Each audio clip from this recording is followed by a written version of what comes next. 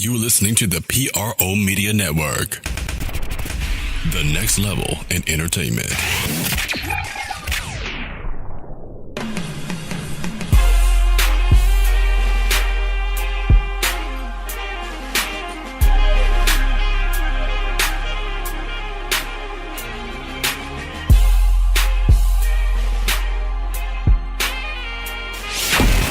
Get ready. It's time for the Sports Coma with Big Q and the guys. Telling you everything you need to know about the Saints, Pelicans, and a whole lot more. Welcome. You're now rocking with the Sports Coma with Big Q and the guys. And we have intense, entertaining, educating, and enlightening sport talk. Of course, from your favorite sports family. Of course, I'm Big Q. And in studio, we have DC chiming in on podcast 280 on the Sports Coma. That's right, 280. And we'd like to thank all you wonderful people for tuning in tonight for the Sports Coma with Big Q and the guys. Of course, we've been having computer issues lately, and we're working through that. So I'd like to thank you guys for your patience as we continue to deliver content to you and yearns. And on today's show, we're going to be breaking down Saints versus the Cowboys, man. Thursday night affair that's going down. First time in NFL history, they had an NFL team that played consecutive Thursdays. Well, if anybody going to break records, why not the Saints? We've been doing it all damn year anyway, so we might as well keep it rolling, right? In this one, we're going to be previewing these two teams.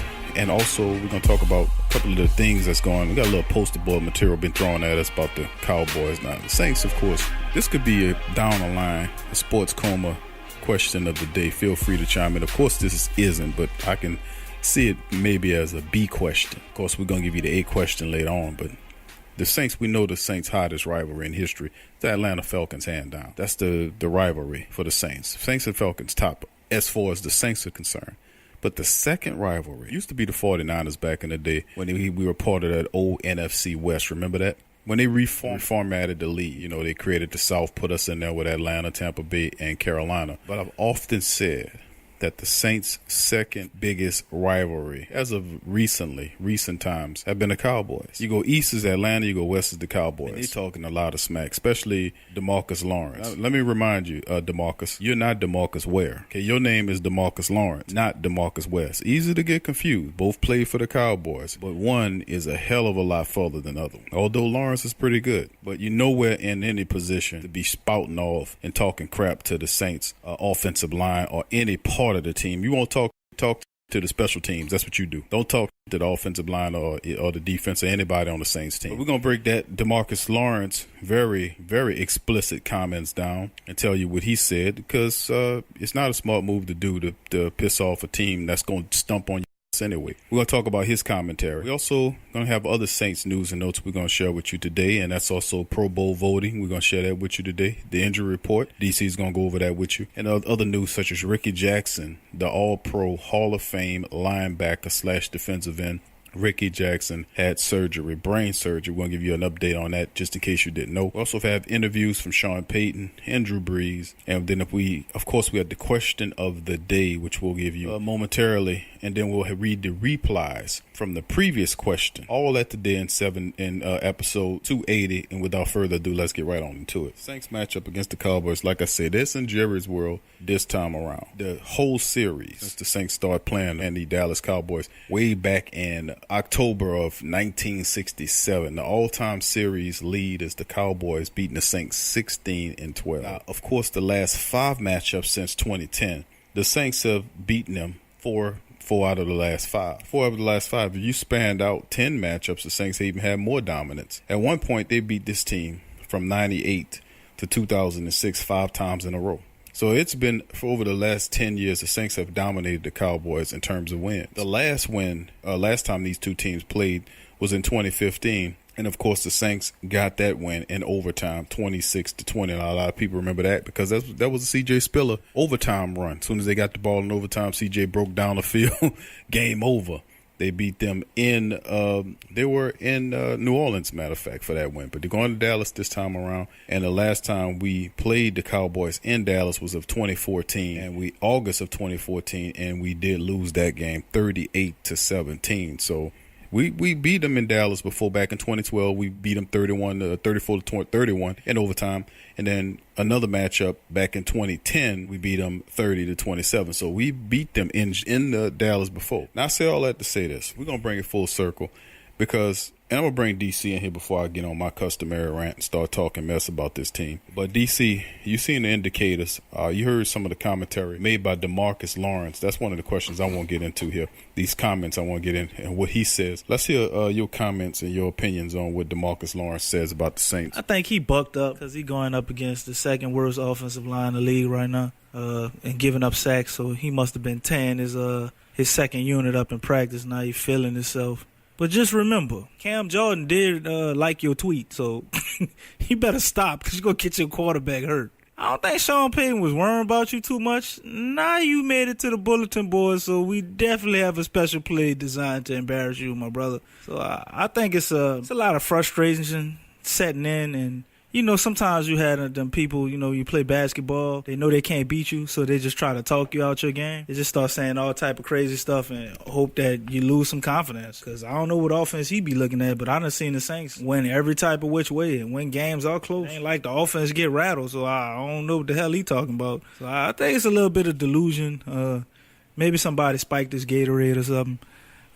He's just trying to basically hype his team up, because to me it's like a cry for help. I don't think Dallas really stands a chance. I'm not going to say they don't stand a chance. Any given Sunday a team could beat you, but if you look at the three teams that we played, that they played, we basically manhandled all of them with the exception of Atlanta for that one game where we went to overtime. They struggled to get by all them teams. Like the Eagles, who we blew out, that was a tough game for them. The Redskins, who we easily discarded, that was a tough game for them. You know, that quarterback, Alex Smith, would have been there. I think the Thanksgiving Day game would have been a lot different as well. I think DeMarcus Lawrence just feeling himself, but don't worry.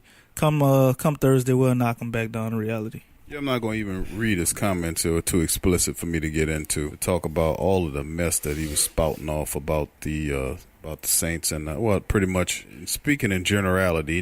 He spoke and said about hitting them in the mouth, and I don't know if he knows the schedule.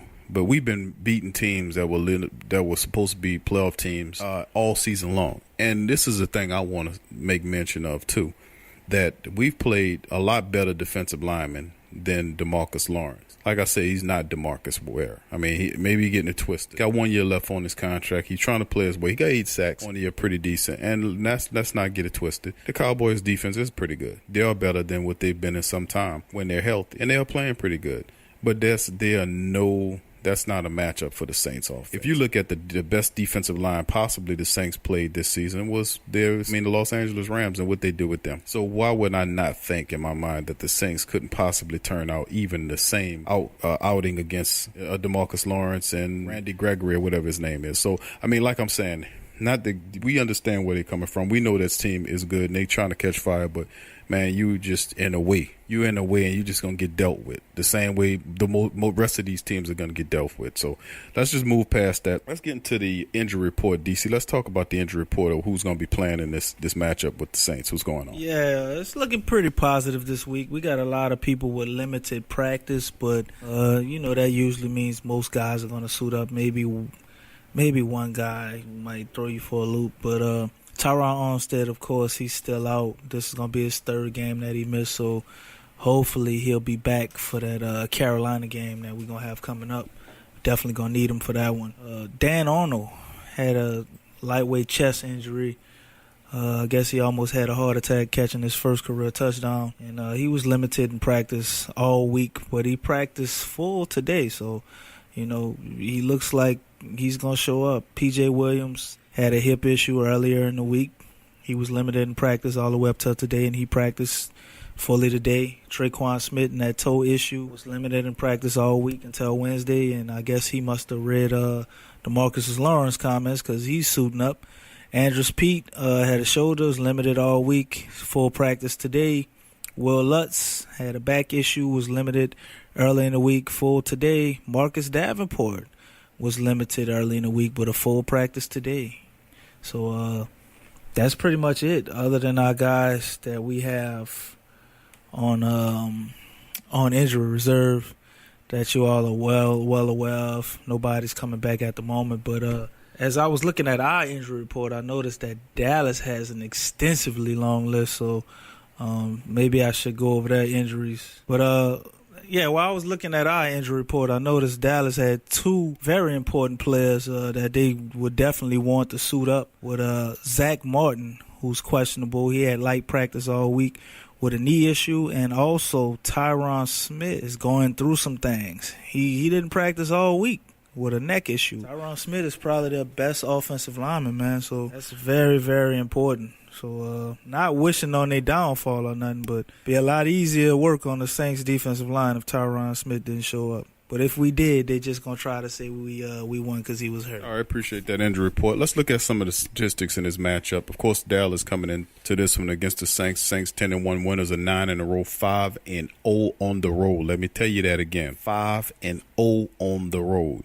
Dallas 6-5, 4-1 at home, so something got to give.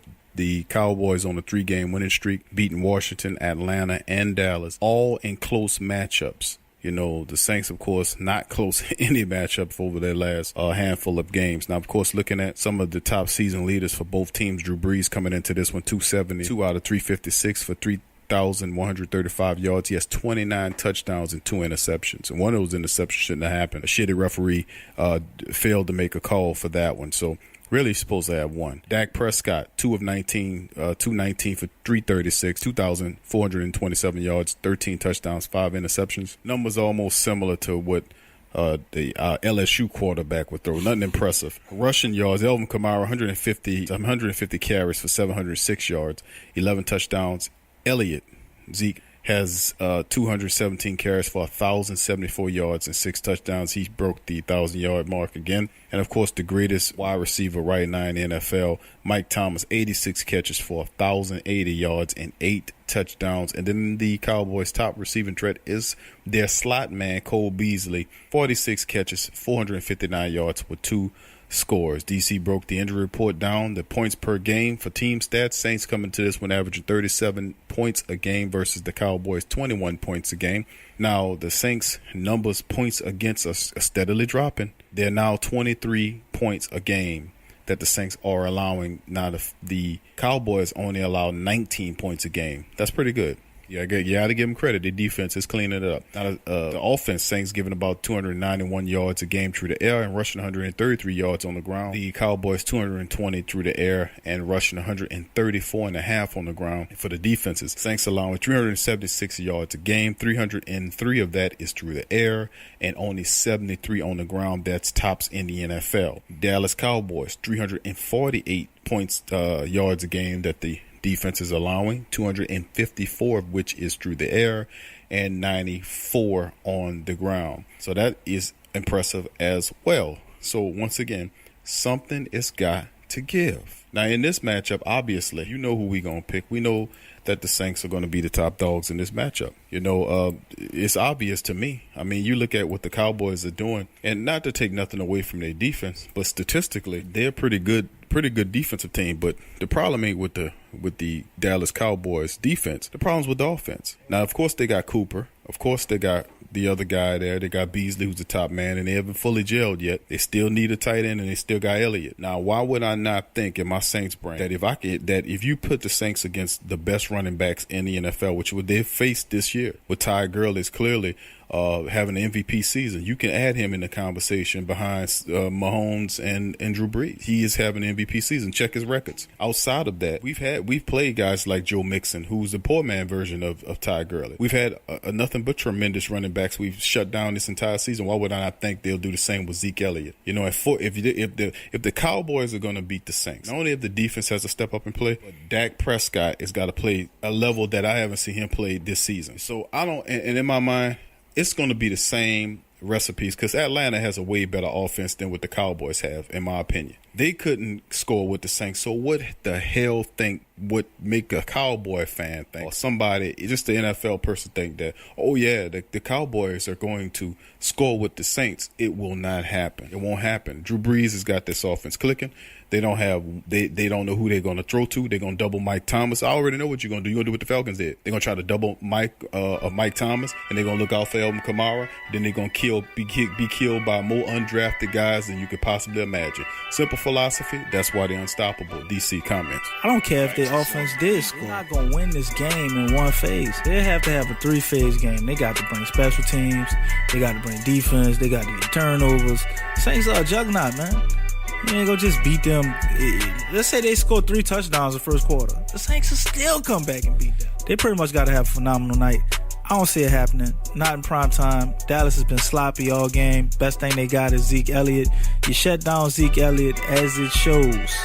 You beat Dallas. That's simple. Said DC, we're about to go into our break. We'll come back. We'll hit the rest of our Saint topics. We got interviews for Sean Payton, Drew Brees. We got some news on Ricky Jackson's surgery, Pro Bowl, voting, question of the day, previous questions, all that on the other side of the break. Don't you dare miss it. Listening to the Sports Coma, Big Q and the guys.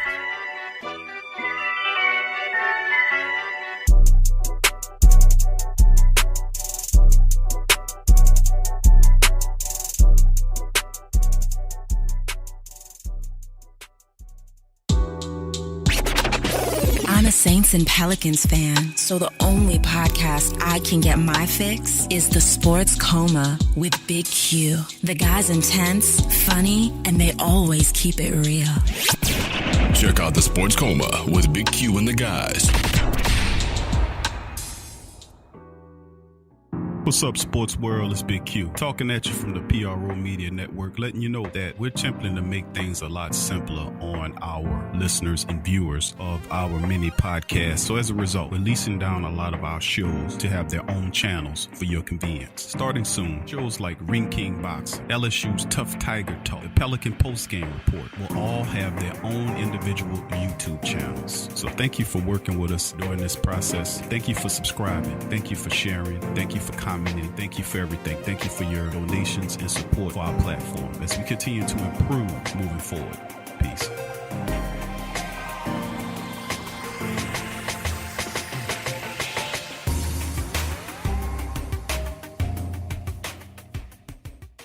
Sports fans are gearing up and saving big at Fanatics.com, the world's largest collection of officially licensed fan gear. From all the leagues, teams, and players you love, unique one-of-a-kind designs exclusively by Fanatics, and autographed collectibles from today's biggest stars shipped directly to your home. Join Fanatics Rewards for free to earn fan cash on every purchase. Shop now and for a limited time, get 20% off all orders. Fanatics.com, officially licensed everything. Hit the link below and rep the black and gold today. Who that? Do you need a domain name? How about a host for your website that can work with WordPress? Try Namecheap.com. They make registering, hosting, and managing domain names for yourself or others easy and affordable because the internet needs people. Namecheap is an ICANN accredited domain register and technology company founded in 2000. It's one of the fastest growing American companies according to the 2018 Inc. 5000. Celebrating nearly 2 decades of providing unparalleled levels of service, security, and support. Namecheap has been steadfast in customer satisfaction with over 10 million domains under management. Namecheap is among the top domain registers and web providers in the world. They offer a full selection of popular and unique domains along with fully featured hosting packages, SSL security certificates, WhoisGuard privacy protections, and more, all at the lowest prices in the industry. So if you need a domain name or hosting or anything else, think Namecheap.com. That's right, Namecheap.com. Check the description section below for link. Follow the Sports Coma on Facebook, Twitter, Instagram, and YouTube.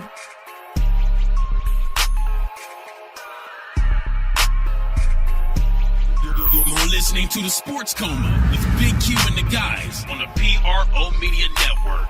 Welcome back to the Sports Coma with Big Q and the guys. We're talking Saints versus Cowboys on the preview podcast 280.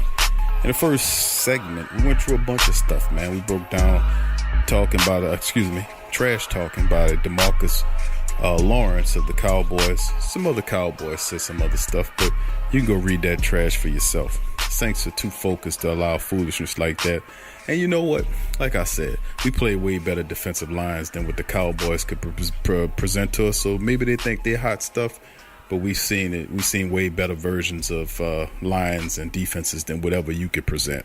And trust me, buddy, looking at your roster and seeing who you have there, y'all not ready for what we got. So just keep it cool. Anyway, on this side, we're going to play Drew Brees and Sean Payton as they give their thoughts on the impending matchup coming up on Thursday. But before we get into that, I want to go over some news here that's pertaining to the Saints dominating the Pro Bowl vote. And of course, I'm going to start with the kicker. Of course, we could talk about Drew Brees. That's easy. But Will Lutz is finally getting some credit. Now, big ups to Sean Payton, and I've said it before when they pulled the trigger to get him down here. We got to send John Harbaugh some flowers or whatever, because it was John Harbaugh, the coach of the Baltimore Ravens, that sent Will Lutz to Sean Payton. Of course, we know Payton and Harbaugh are good friends. He said, hey, we know you need a kicker. And he knew we knew it because Sean Payton had a different kicker for 11 years. He was searching. He got Will Lutz. So, I mean, it's a done deal. Well, anyway, he is leading. He is one of the top scorers in the NFL in terms of his kicking. And he is damn sure on pace to be a Pro Bowl. He's second, actually, among the kickers overall in the NFC. Morstead is fifth among punters. Third in the NFC. In NFC, Taysom Hill is fifth among specialists. Justin Hardy is second among the aces in the NFC. Excuse me. Now, at the top dogs, Alvin Kamara. Obviously, Drew Brees is where he is. You know, he leads all players right now with over 700,000 votes. Obviously, choice. Alvin Kamara is fourth among the running backs. He's third in the NFC. Zach Lyon is fourth in the fullback race. Mike Thomas is seventh among wide receivers and fourth in the NFC. Andrews Peat is sixth among the guards and third in the NFC race. Teron Armstead is first among the tackles.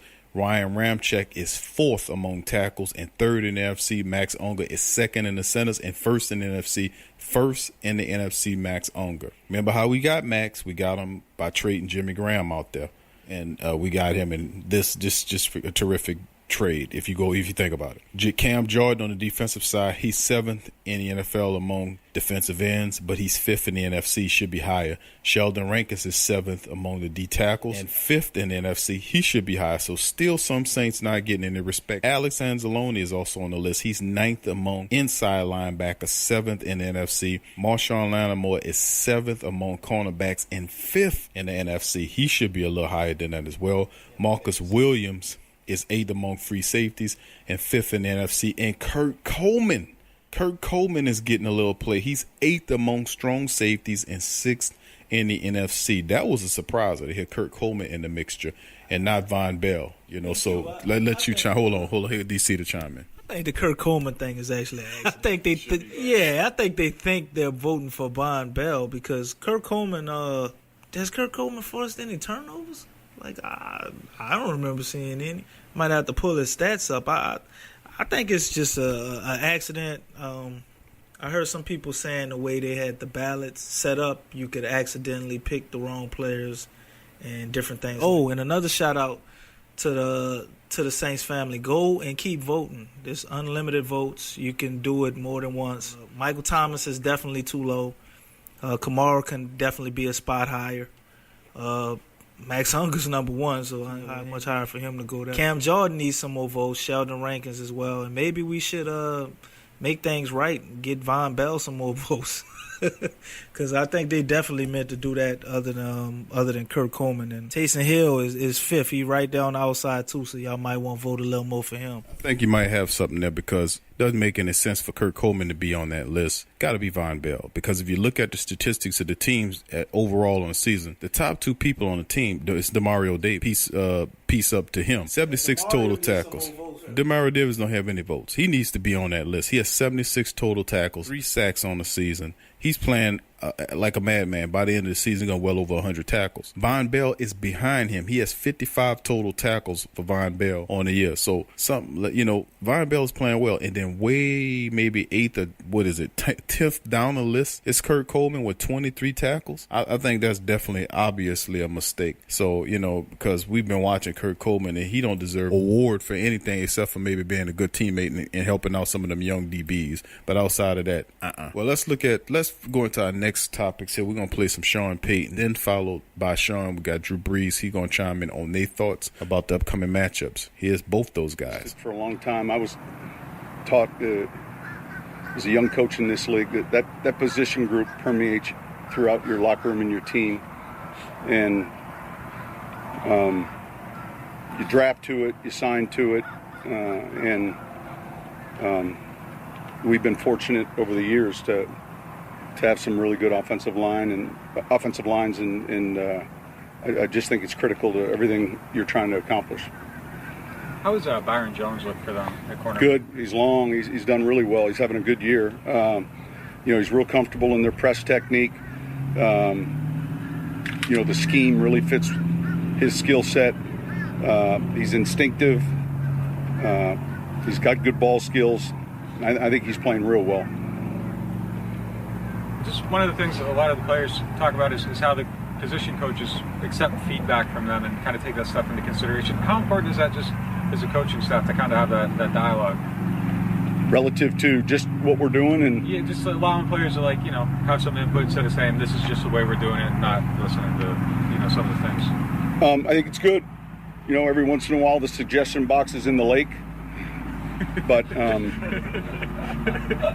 I think look, the object is to win and be successful, and to constantly be thinking about different ideas and different ways to do things. And yet there's certain things from a technique standpoint, there's certain things from the fundamental standpoint that end up really being the difference. Sean, when you say the offensive line permeates the locker room, what kind of attitude are you looking for from that unit? Well, there's an intelligence and toughness element that I think is real important. Obviously a physical skill set, but when you get those five guys playing together for a period of time and they have some of those traits where they're smart, they're tough, they understand what you're doing, does the scheme fit the strengths of those guys? And those would be a few of the things. They're playing at a really high level right now. Obviously, they're hot. Last 3 weeks, defensively they fly around. They're very well coached, very disciplined.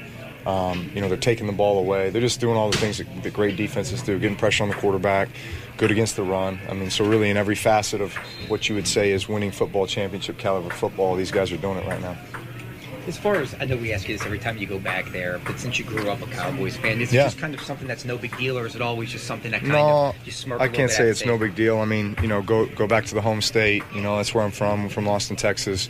Remember waking up every Sunday morning watching the Cowboys, after church. So that was a big deal growing up, and that was obviously a heyday for them with Aikman and the boys.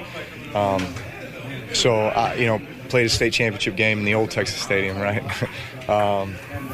There's a little something to it, just a level of pride, being from the state of Texas, having played football in the state of Texas, and then going back and playing the Cowboys. You had some really good games against them. Anything in particular, or just the way it was done?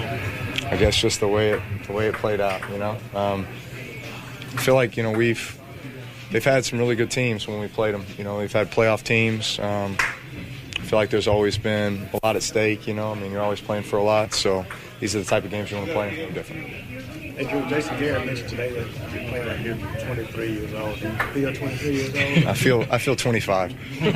I don't feel 23. Mind over matter, you can't stop the aging process, but I think you can delay it a little bit. So, listen, I'm having fun playing the game, and I've got a definite routine. It takes a lot of time.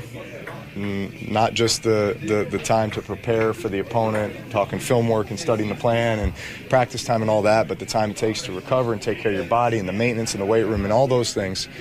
But I got a good routine. I like where I'm at, but feel like there's still strides to be made. And that's both Sean Payton and Drew Brees chiming in with their thoughts about the upcoming matchup dealing with the Cowboys. Now we're going to move into our next topics, which is got a little information dealing with Rickey Jackson. Of course, Rickey Jackson had brain surgery. Of course, everybody who's a Saints fan should know who Rickey Jackson is. Rickey Jackson is the all-time sack man. You want to know who holds all of the Saints sack records and who was just putting in work back in the day doing a dawn patrol? The man's name is Ricky Jackson. Now, he did undergo some brain surgery. They're saying that it was successful. So let's, as the Saints family, the Black and Gold family, let's all just send out some prayers for Ricky Jackson, man. You know, they said he had successful brain surgery. Anytime they start operating around your brain and all that kind of stuff, that's serious business. So let's offer up our prayers from the whole entire Black and Gold nation to Mr. Ricky Jackson, who is a fantastic player and did great things. This man's a Hall of Famer, and I think he probably was the Saints' first Hall of Famer. If you think about it, it wasn't Manning. Archie Manning. I'm going to have to look it up. But I don't think Archie Manning ain't even in the Hall of Fame. No, he's not. But maybe in the Saints Hall of Fame. But I'm talking about the big Hall of Fame in Canton. I think Ricky Jackson was the first Saint to ever been put into the Hall of Fame. And he definitely deserves it. So Ricky Jackson had successful brain surgery. Everything's fine with that, but still offer up prayers for Ricky Jackson and his family. So saying that, let's move into the Sports Coma question of the day, which is a very interesting question. I want to ask the Sports Coma family out there their thoughts on this. Now, I've been hearing a lot of stuff about a lot of different running backs. Made me think about Alvin Kamara, and of course, we know Alvin Kamara is leading the Saints. He's the Saints' top rusher. He's out. He 150 carries, 706 yards. He has 11 touchdowns, rushing touchdowns, by the way. Now, he is second among the receivers as well. He has 57 catches off of 73 targets, 519 yards, and 4 touchdowns there. So he's your top rusher and your second best wide receiver. I say that to say this. This is the Sports Coma question of the day. Who's the best multi-purpose back in the NFL? Is there anyone better than Alvin Kamara? Of course, you're going to hear somebody say Christian McCaffrey. I heard that one thrown out there. What do you guys think? Is Alvin Kamara the best multi-purpose back in the NFL? Chime in, let us know. Tell us what you think. If you're a Black and Gold member, you don't think Alvin Kamara is the best all-purpose guy, that's fine. Just tell me who it is. Some guys going to say Christian McCaffrey.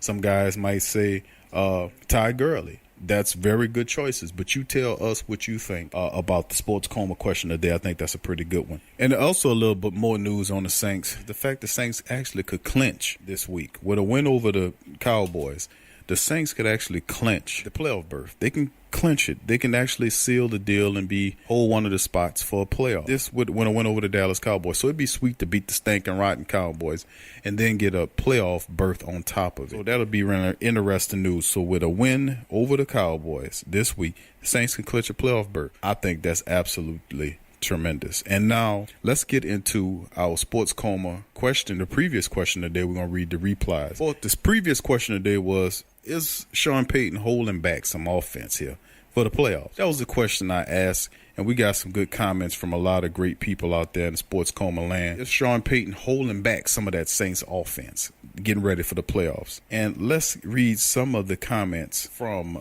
our best people out there. Let's start with Marvin Norman chiming in. What's going on, Marvin? He says starters pretty much fully rested after that beatdown we put on the Failbirds. Dallas, few wins was versus weak and whack teams. My prediction is Saints versus the Cow Sissies is 42-13 Saints win. Big ups to Marvin Norman. Thank you for the comment. Tim Russ chimed in. What's going on, Tim? He says, I think so. If we showed all his plays, other teams will be able to study and stop our offense. At the same time, I believe that we're talented, that we don't have to disguise everything we're doing. That's evident by the way we run the ball. I've seen regular blocking schemes with running lanes the size of the Grand Canyon. That makes passing so much easier. On the flip side, the passing can open the running game. Pick your poison. Appreciate it, Tim. Good comment on that. You're absolutely right. Them Grand Canyon size lanes and lines, that's put together by the Saints, the best offensive line in pro football. I was been saying it for the last few years now, for several years now, when they put this line together. This ain't nothing new. They been had this line together where they put Ramczyk there. They had Terron Armstead. They just needed to get healthy at the same time and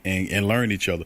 Let me tell you another thing. Andrus Peat needs a lot of credit. Remember when they drafted Andrus Peat? He came in overweight, and Sean Payton was lambasting him. See, I remember most of the stuff. When people started doing successful, so I go back and I remember the stuff prior to that. Because There you go. We remember that Sports Coma first season, man. We was all over Sean Payton for messing with this man. First they bring him out of Stanford. He couldn't come to the Saints because he couldn't report to the Saints because he was still in school. So when he came, he was overweight. Then when he came, they wanted to play him at left tackle. Then they moved him to right tackle. They played him at left guard. Then they moved him to right guard. And then Sean Payton was on his back because he wasn't learning 4 positions fast enough. Now look at him. He is definitely, in my book, an all-pro this year. And look at all that went through. Like my mother always says, always some sacrifice before there's a blessing. He put in a lot of work to get where he is. And let's not forget where he came from to get to where he is. So this line has been together for more than a few years now. And we really seeing the upsides of them as they're being healthy, playing together. There's none close to this offensive. Alan Sider chimed in. He said, hell yeah, Sean's holding back. And another thing is why mostly everybody trying to knock off the Saints. Thank you, Alan, for chiming in. Rendell's in here. What's up, Rendell? He says, good morning. I definitely think Sean Payton has something major stashed away for the playoffs. That being said, these upcoming games will be critical for home field advantage throughout the playoffs. Saints can't lose any games going forward. I think the Rams will likely win out if they get past Chicago. Can't wait to finally comment for the playoffs coming up. Hopefully they'll take them Cowboys Thursday night first. Who that? Who that to you, Rendell Bartholomew? Great comment. Audit the Fed chimes in. What's up, Audit? He says, I'm worried about the New Orleans Saints. He says he's worried. I'm worried the NFL owners want the LA Rams to win. It is getting that new stadium out there, you know. They're getting that new stadium. Anytime you get a new stadium, you get a Super Bowl. So they really wanted to work in LA because it's that major market out there. So maybe that's some of his fears. We got to hope that Drew Brees' story is too good to allow the Rams to win it all and make all the money for the NFL. You know what? That's a great comment. Because the NFL, they suckers, they can do stuff like that. You know, they might manipulate it through the referees. If they're going to manipulate anything, it's going to be through the referee. You know, at one time it used to be some of them players, but they watching out for that. But if any manipulation is going to happen, it's always through the referees because you can't question them even when they screw up. And if you speak truth about them missing calls, you get fined. And even when they do wrong and then they apologize for something, they don't go and reverse the win, so you get it. You stuck with the mistake. So in essence, if anything's going to happen, it's going to happen through the refs. Now, if I was a ESPN commentator or a Fox commentator, you would never have heard what I just said on air spoken to you. They would all have said that don't happen in the NFL. That's why the Sports Coma is here, because we keep it real. John Lister next up, he says, this offense wasn't holding back. We just tied. I think he's saying tied. I think that's tight. Saying tight, I guess. Okay, there you go. Short week playing a subpar team and a rival. We did enough to embarrass them and yet them know. Their Super Bowl will be when Brees is retired, kept them boys on their back. This Thursday game, we're going to light it up as we have a full week to plan. Now I believe Peyton planned the Cowboys game back with the legs. Okay. Battle on the border. Let's bring it back to the bottom of the map. I'm frothed. Hashtag keep marching. Big ups. John Lister is definitely an interesting guy, man. We love having John here. Appreciate you, John, for the comment, man. Appreciate you. DJ Austin, he's our last commenter. What's up, DJ? And DJ, let me talk to you, my man. We got Pelican post-game reports coming up. We had some computer issues. We had to replace a few things. We got a few shows that will be coming up, recapping everything going on with Pelican. So just a little sidebar. If all my great Saint people out there, or if you're a Pelicans fan, the Pelican post-game report covers the Pelicans like the Sports Coma covers the Saints. So if you're interested in that, just look in the description section below for that link and just simply subscribe to the channel. Anyway, here's DJ's question. He says, yes, I believe his comment. Yes, I believe he is, but when you add Ginback and also Marshall, who do you stop? My up and down segment is up goes to Lewis for his first or second touchdown this season. Second down segment is for Sean Payton because we should have blew them out by 50-17. I said the same thing, DJ. I agree with you. But hey, who that? I know you are going to make a video about the Pelicans. We just in a slump right now. But my question of the day for both sports is, do you trade Solomon Hill, Ian Clark, and Tim Frazier? How do you think Marshall playing Thursday to replace Dez. Okay, thanks for my man DJ Austin, man. I got so much respect for DJ. DJ's over there in the Smoothie King Arena and in the Superdome. I see. DJ, man. DJ is one of the best, man. Appreciate the question and the comments, DJ. As far as us thinking about the Marshall, will Marshall play? I haven't heard anything about them activating them yet, but if it has to be within the next 24 hours, probably by the morning of Thursday, if he's going to play, because he's not active. So it's kind of late in the game, but I don't, he showed up on injury report. We covered this on the prior show. If he's going to play, it will be now. He was signed 2 plus weeks ago. I mean, if you don't know enough of the playbook right now, to make an impact, then I don't know what the hell you're here for. But if anything, he's not active currently right now. He's still inactive. If he becomes active, it's probably going to be the morning of Thursday, or I'll be surprised if he's active, because usually they would have him activated by Wednesday. So I would be kind of surprised if he doesn't play this game, because I was anticipating him to play in the Dallas matchup. But right now he's inactive, so if it happens, it's going to happen early. So, that's my comment about Marshall. Now, as far as Solomon Hill, Ian Clark, and Tim Frazier, would I trade them? I trade Solomon Hill as soon as I can. Kyle Korver just was traded to the Utah Jazz for Alex Burke and 2 second-round picks. I mean, Alex Burke would have been a perfect fit for the Pelicans. I mean, he could play the 2 and the 3. He's athletic. He could shoot the 3. He's about 6'6", 6'7". He'd been a perfect addition. Problem is, nobody wants to take on Solomon Hill, because a lot of people don't think Solomon Hill really truly healed from that Achilles. And the fact that he has a big stupid contract would make him if you add his contract up, he's the 3rd highest player on the team. Ian Clark, I don't see any trade value in Ian Clark unless he's a player you add in the fill-in.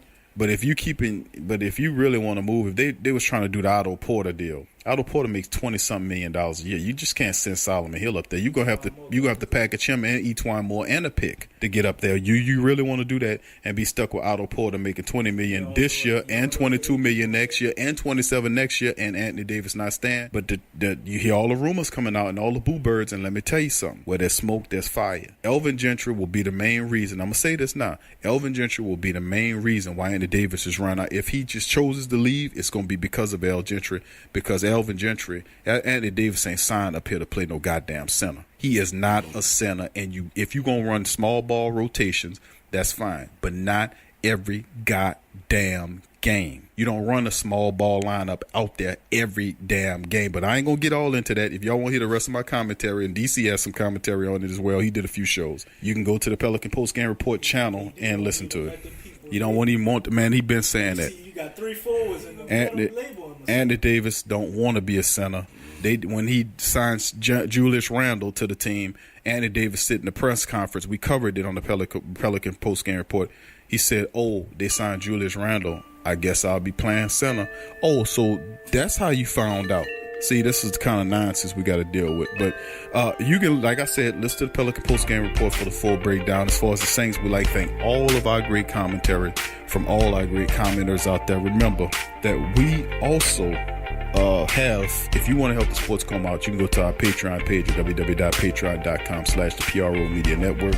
Make a donation. Got a lot of great people making donations and sign up for the Sports Coma. And to me, I think that's a terrific way to kind of help out the show, because it helps us move in the direction that we need to move in, like to get the live show and all this kind of great stuff. That is really what we really looking to do. Also, you can sign up our social media channels. That's in the description link. Of course, you can help out and buy from our sponsors as well and get deals on services and goods that can help you out as well. Those links in the description section below. So from me and DC and the entire crew here at the Sports Coma, thank you for listening. Peace.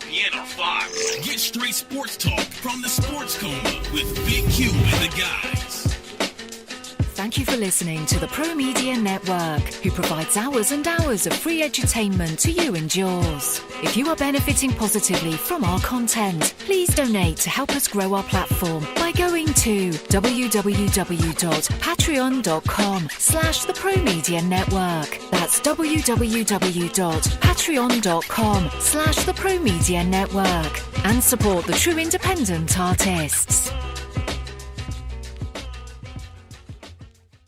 Tea is your escape. It's your opportunity to create a moment for stillness, for reflection, for yourself. It's your connection to a world of senses, flavors both exotic and familiar, energizing and relaxing. It's your retreat from an increasingly turbulent world. It's the perfect paradox of simplicity and complexity. Teabox.com connects tea to people, uniting the richest flavors of the finest teas with the curious, the cultivated, and the adventurous all over the world. The freshest tea you've ever tasted, from crop to cup. There's simply no simpler way to experience the wonderful complexity of tea. Teabox, packing up the freshness. Tea thrives on freshness, and so do they.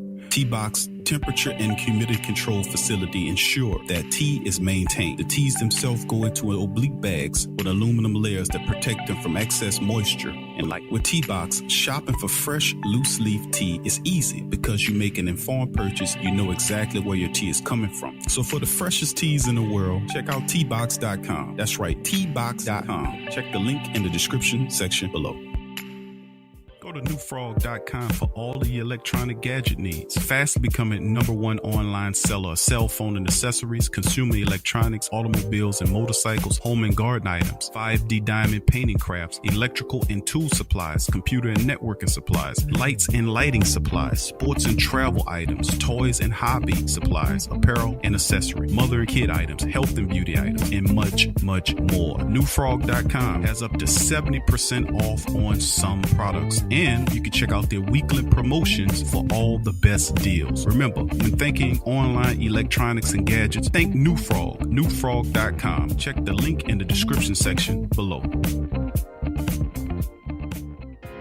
Vapor DNA is the absolute premier online vape store, offering an industry-leading selection of e-cigarettes, e-liquids, and accessories. Our friendly and knowledgeable customer service team is always ready to provide the best customer service experience to ensure you find what you're looking for. We guarantee our vaping gear shop products to be 100% genuine and the lowest price.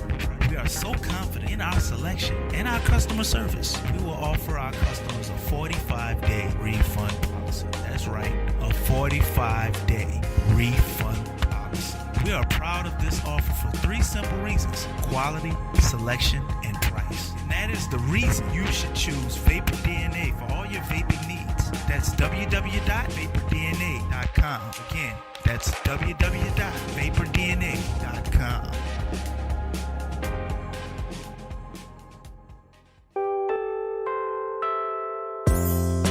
In today's world, children are bombarded with negativity on television, online, and at school. Our kids need to have a positive outlook on life and the world around them. I want to share with you a valuable resource you can use to bring positivity into your child's life. It's the new book, 101 Powerful Children Affirmations, a guide to positive child self-image, from author and dad, G.J. Barabino. This is a simple guide loaded with wonderful and inspirational affirmations designed to uplift young people's spirits. This positive and powerful children affirmational is chock full and loaded with wonderful inspirational sayings that will lift your child's self-image to whole new levels through the awesome power of spoken word.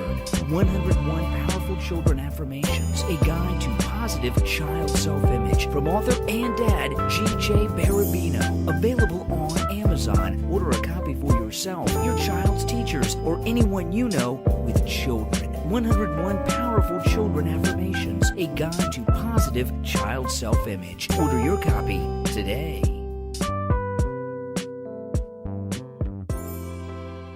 Hello, sports fanatics. You're now listening to the Sports Coma with Big Q and the guys.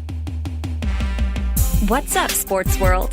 The PRO Media Network is on a mission to reach 10,000 subscribers. So besides our regular programs like the Sports Coma with Big Q and the guys, the Pelican Post Game Report, Rapid Fire TSC, and others, we will be expanding out and offering other content like movie, anime, and gaming reviews for your entertainment.